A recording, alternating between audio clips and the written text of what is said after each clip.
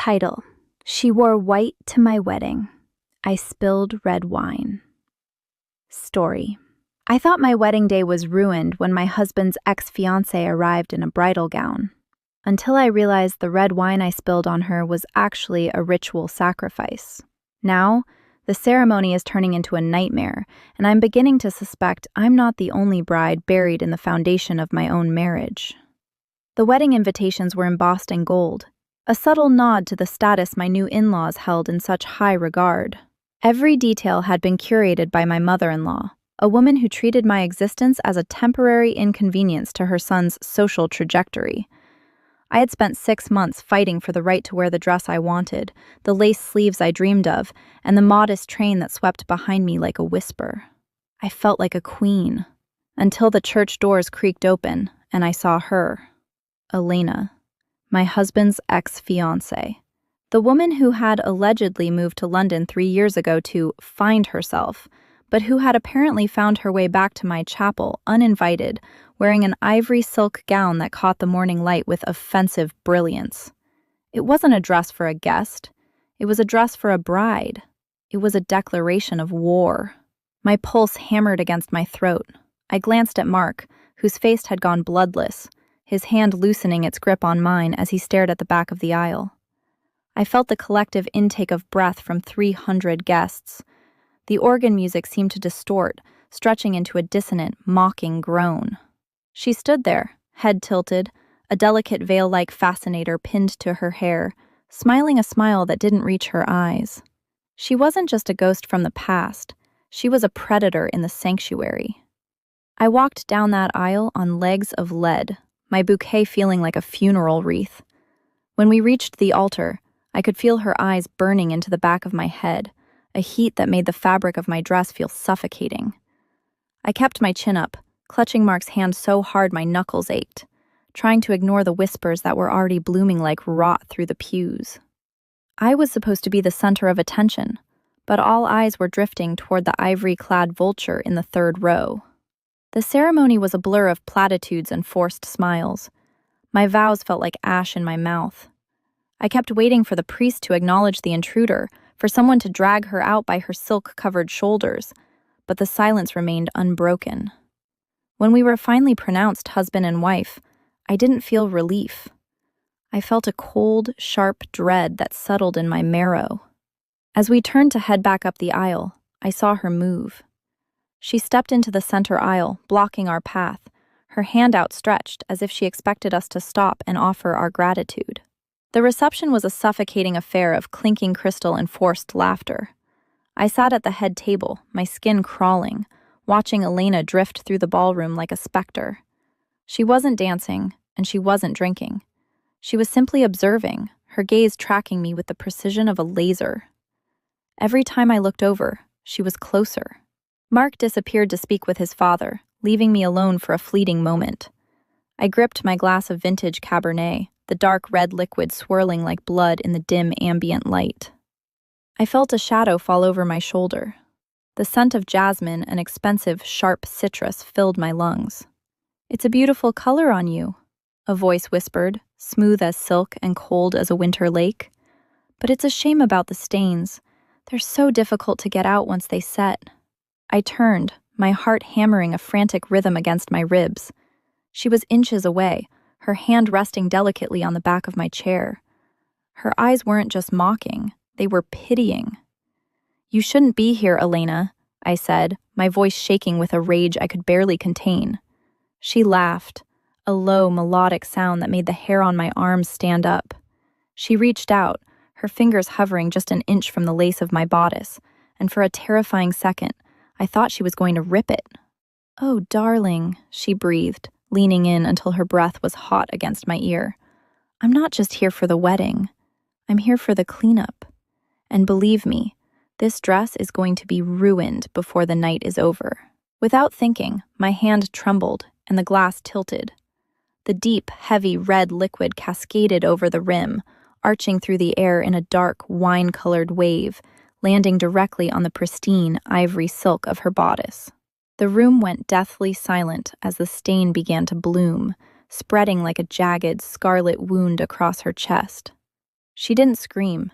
She didn't even flinch. She just looked down at the mess, then back up at me, her expression shifting from cold amusement to something truly, utterly monstrous. "You have no idea what you've just done," she whispered, her voice devoid of its earlier playfulness. "Do you want to see what's underneath?" The silence that descended upon the ballroom was so heavy it felt pressurized, like the air before a lightning strike.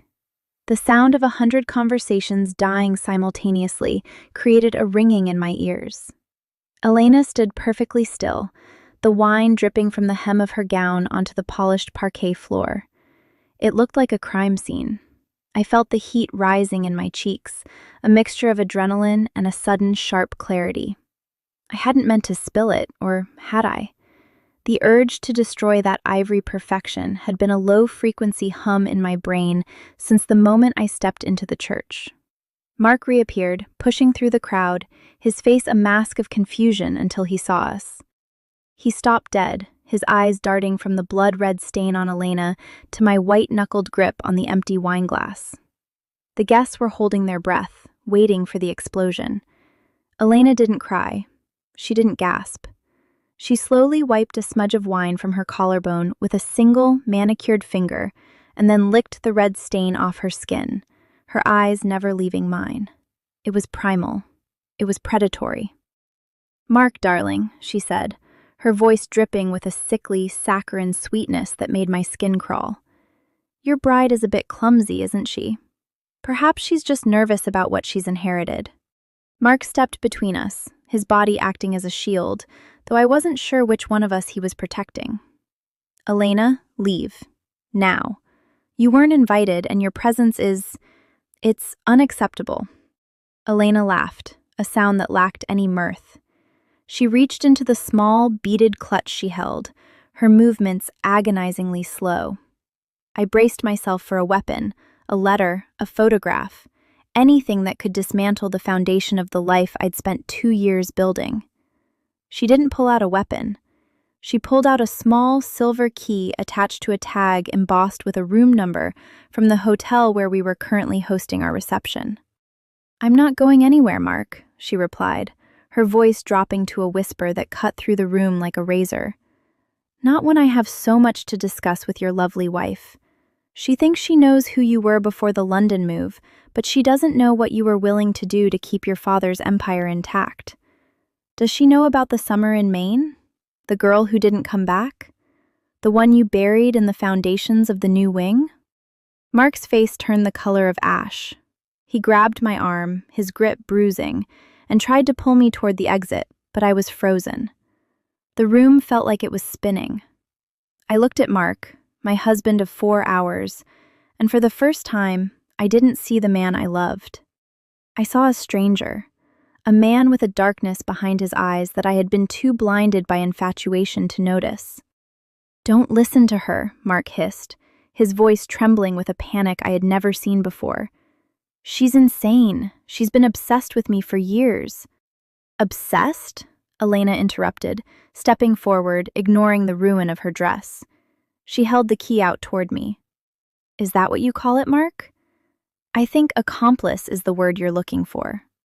I pulled my arm free from Mark's grasp. My heart was thudding so hard it felt like it would crack my ribs. I looked at the key, then at Mark's panicked, sweating face, and then back to the stain on Elena's dress, which, I suddenly realized, wasn't just spreading. It was darkening, thickening, looking more like congealed blood than Merlot. I took a step toward Elena, driven by a morbid, terrifying curiosity I couldn't suppress. I reached out and took the key.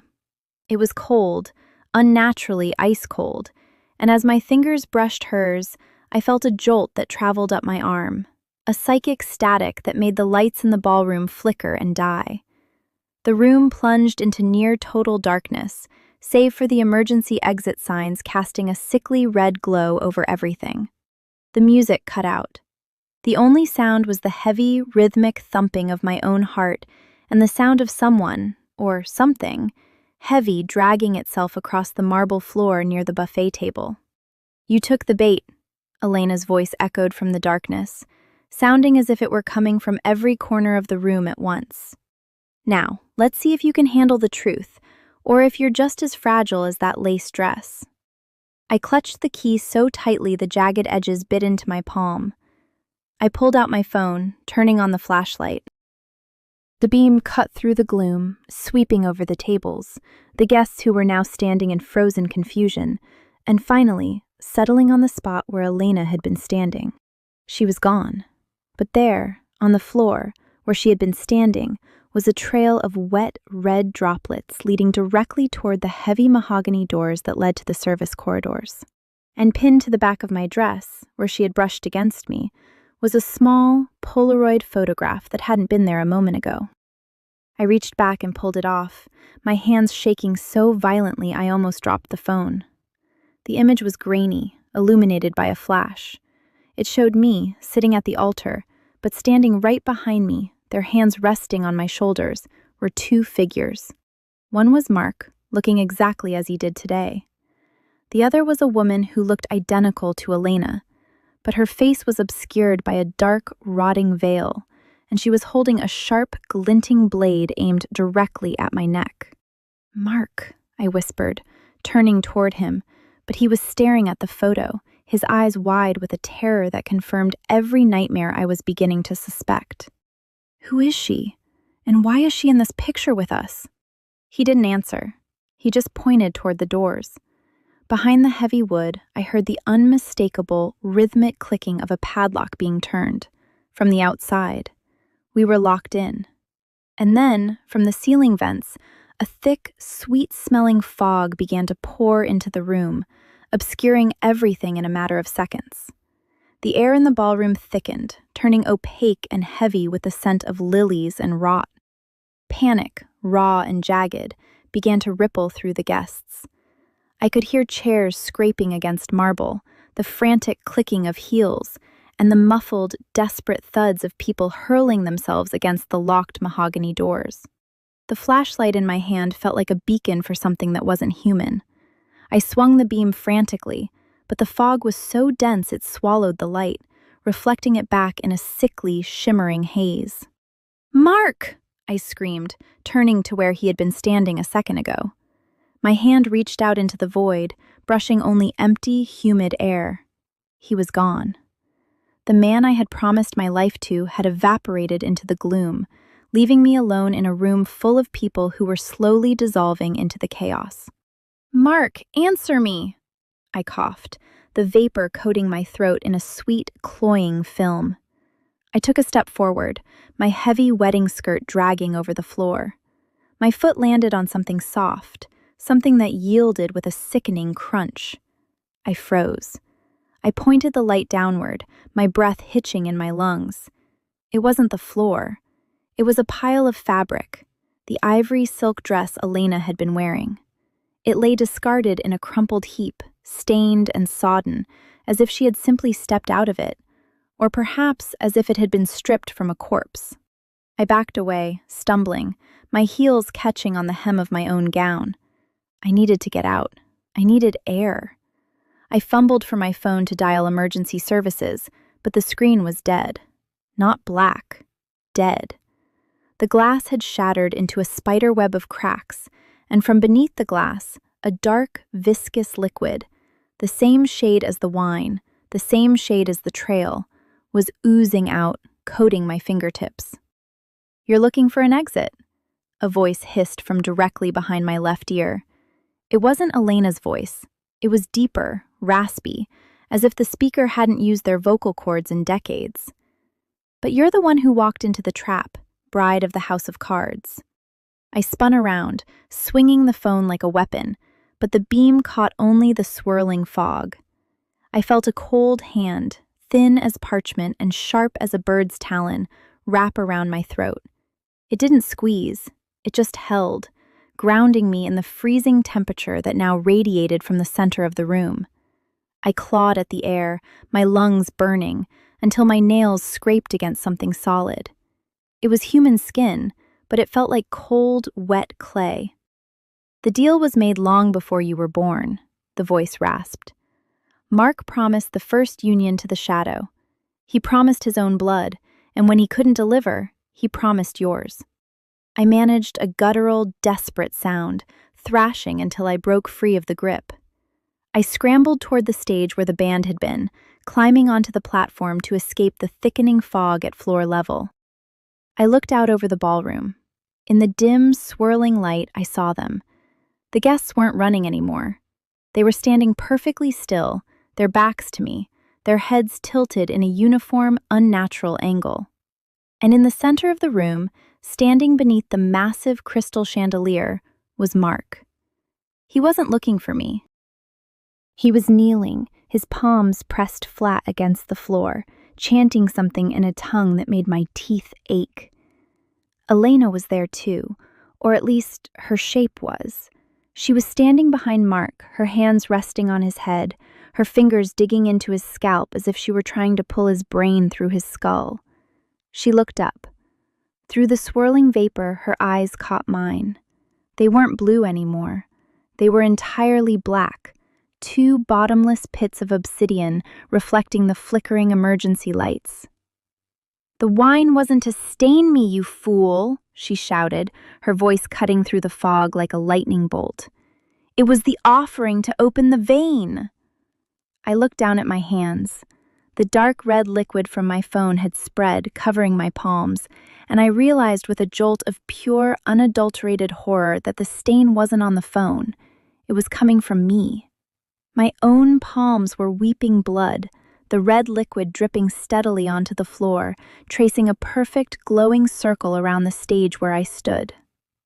Mark turned his head, his face pale, his eyes streaming with tears, but his mouth was pulled into a smile that was impossibly wide, stretching his skin to the point of tearing. "I'm sorry, Sarah,"